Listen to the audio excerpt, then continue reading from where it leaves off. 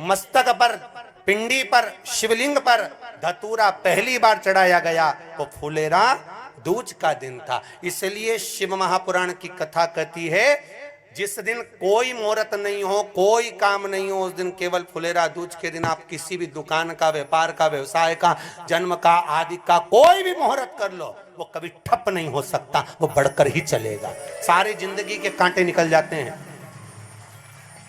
सारी जिंदगी के कांटे समाप्त हो जाते हैं फुलेरा दूज। कहते हैं दुनिया में सब दिन का दान, सब दिन का पुण्य समाप्त हो सकता है, और फुलेरा दूज का दान, पुण्य, सत्कर्म, भजन, कीर्तन, नाम स्मरण समाप्त नहीं होता। चक्कर आ जाते हो, अचानक गिर जाते हो, हापड़ी भराने लगती हो थोड़ा सा चलने पर, श्वास फूल जाती हो ज्यादा चढ़ने पर, उनके लिए विशेष है कि धतूरे की जड़ को, धतूरे का जो फल होता है उसकी जड़ महाराज निकाल कर, धोकर, उसको घिसकर शंकर भगवान पर उसका लेपन कर दीजिए। थोड़ी सी जड़ शिव जी पर चढ़ा दीजिए फुलेरा दूज के दिन। उस जड़ को पानी चढ़ाकर वापिस लेकर आ जाइए। जो मिर्गी का मरीज होता है, जिसको दमे की शिकायत होती है, श्वास की होती है, चलने में हापड़ी भरा जाती हो, फुलेरा दूज के दिन दोपहर के समय पर उसको वो जड़ केवल 3 या 4 बार सुगंध में सुंगा दी जाती है तो मिर्गी की बीमारी समाप्त हो जाती है, और जिसको दमा श्वास फूलता है उसको भी आराम लग जाता है। फुलेरा दूज के दिन उसके लिए नित्य आनंद का सुख दे जाती है।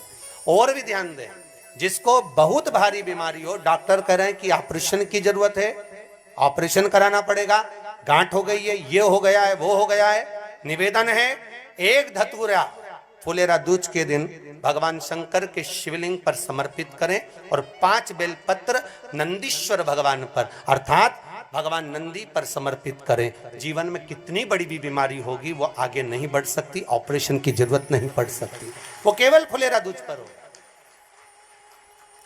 केवल फुलेरा दूज के दिन, उसके सिवाय नहीं। और वो 15 मार्च को है, मौका मिला है, आनंद से। धतूरा होता है विषैला। कैसा होता है? विषैला, बहुत विष होता है धतूरे के अंदर।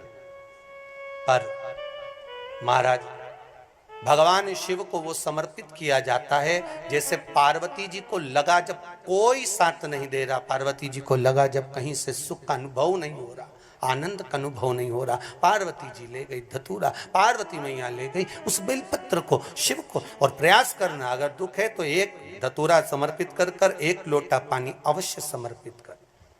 उनके लिए भी कहूंगा जिनको शरीर में दाद हो जाती है, खाज हो जाती है, या खुजलियों का क्रम हो जाता है, उनके लिए भी महाराज धतूरे का पानी, धतूरा 1 लोटे में डाल दो, पानी रख दो, उसमें उसके अंदर थोड़ा सा चंदन डालकर वो पानी शिव जी को समर्पित कर दो। वही पानी को लेकर आ जाइए और कुछ देर तक शरीर में लगाकर बैठ जाइए महाराज। वो केवल फुलेरा दूज का है महाराज, उसको शरीर में लगाकर थोड़ी देर बैठ जाइए, 15-20 मिनट तक। शरीर के अंतर्गत कोई वस्त्र ना हो, उस वस्त्र को उतार कर उसको लगाकर बैठ जाओ। 2.5 से 3 महीने में दांत खाज, किसी भी चर्म रोग होगा वो धीरे धीरे समाप्ति की ओर हो जाएगा। महाराज फुलेरा दूज का महत्व शास्त्र कहता है, भले इसको छुपा कर रखा गया हो शास्त्रों के अनुसार, पर इसकी महत्वता, जो दुकान, जो व्यापार, जो व्यवसाय,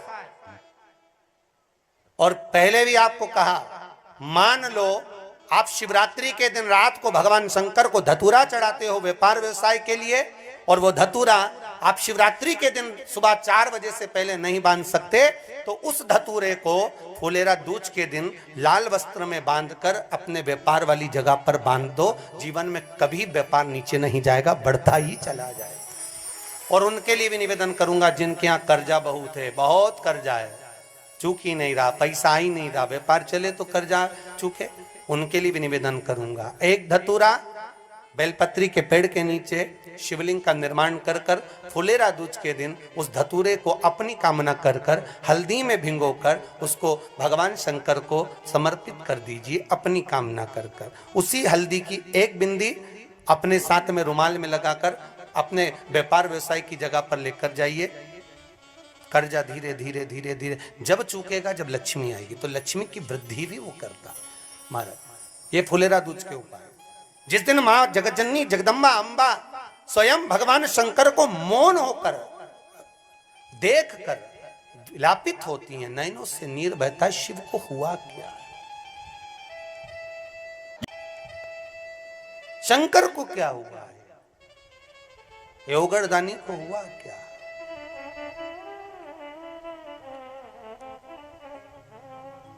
नयन जलता मैं तो बैठी थी गंगा किनारे, मैं तो बैठी थी गंगा किनारे,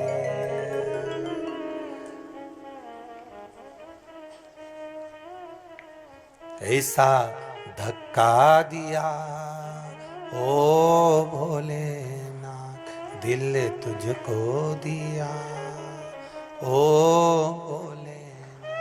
भगवान शिव ओगड़दानी, त्रिकालदर्शी, कैलाशी, अविनाशी, इस चित्तवृत्ति के मन की बात को धारण करने वाले,